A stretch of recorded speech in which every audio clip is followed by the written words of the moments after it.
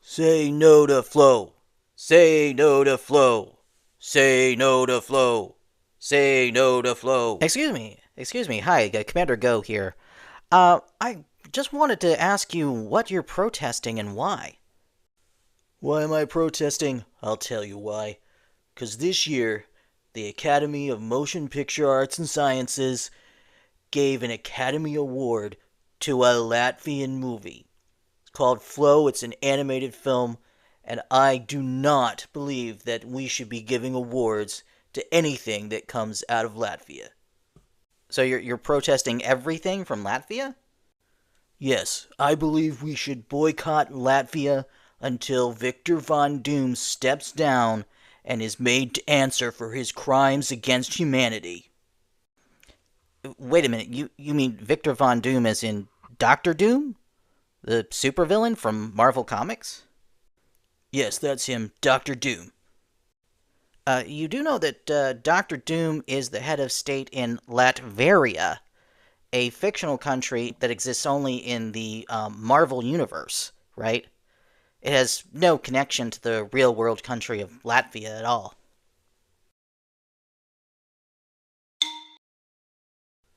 Say no to flow.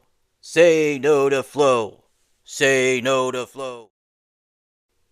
Hello, everyone, and welcome to the Commander Go review of the Academy Award winning animated feature film Flow, currently available to stream on Max. But before we begin, please welcome to the show a very special guest who asked to come on the show and help me introduce this movie, Flow. Please welcome Garfield. Hello, folks. Well, Garfield, why don't you tell everyone what your connection is to this movie, Flow? Well, I actually auditioned for the lead in this movie. Wait a minute, you auditioned for the role of the cat in Flow? That's amazing. Yeah, I was this close to winning an Oscar, can you believe it? So, what happened? Why didn't you get the part? Well, they told me I'd have to lose some weight. They didn't. Yeah, so I walked right up to them, looked them right in the face, and said, "You don't know me very well." Then I clawed their drapes and stormed out. So, do you know this cat that did get the lead role? Not personally. He's the cat that lives next door to Snoopy. Wait a minute, you mean that cat that's tormented Snoopy from next door all those years? That's the cat that got the role? Well, that's the rumor I'm starting anyway. Hey, I gotta go. It's been almost 10 minutes since I ate, and I'm starved. So long. By the way, if you would like to see more content about pop culture, movies, and TV, then click that subscribe button. And hey, it just might brighten your day too. And now, on with the show. Flow is a Latvian animated movie and this year's Oscar winner for Best Animated Feature Film. Flow was made on a modest budget using open source animation software and includes no dialogue.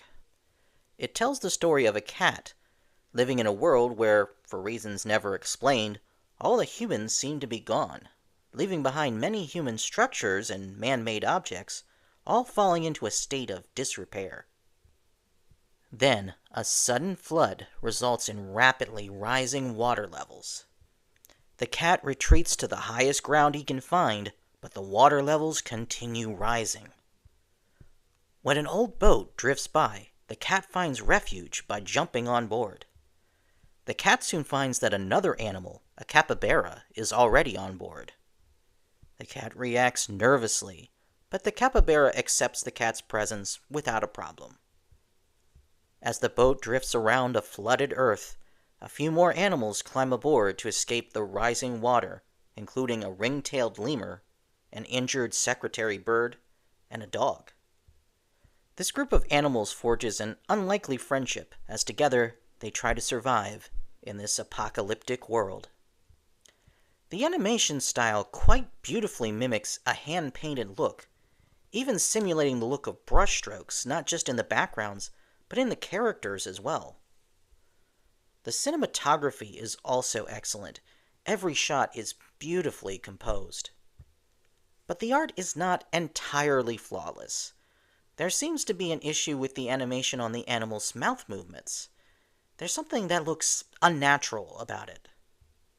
While there is no dialogue, there's still a lot of mouth movement from the animals, and it never quite looks right. Also, the animation is very expressive when it comes to body language, but it's a bit more simplistic when it comes to facial expressions.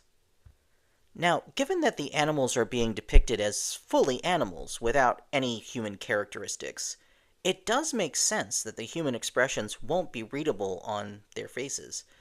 But the trade-off is that the audience can't really get into the characters' heads. Oh, you can infer their emotions from their body language, but you can't really infer their thought processes. As a result, the movie is limited to only a fairly simplistic level of storytelling.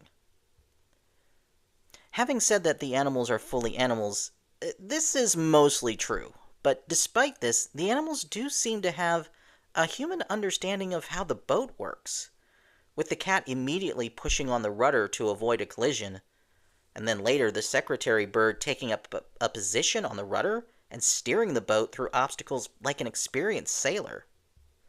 There doesn't seem to be any reason given for why the animals have this one human characteristic, but no others, aside from the fact that it is necessary for the story. It also seems like the story was just a series of things that happened to the main characters. Without the protagonist taking action to set events into motion, the characters just react. Now, this is fine for a while, but I do think this caused the movie to begin to drag eventually. I think this concept would have worked better in the format of a short film. All in all, I see Flow as a flawed and inconsistent, but nonetheless beautifully executed film experiment. Between its bold choices and what it was able to accomplish on a modest budget, it is worthy of recognition and awards. But I wouldn't consider this the year's greatest achievement in animated film, as its Oscar win would imply. Still, I have to give this unique and artistic movie a recommendation, at least for animation fans.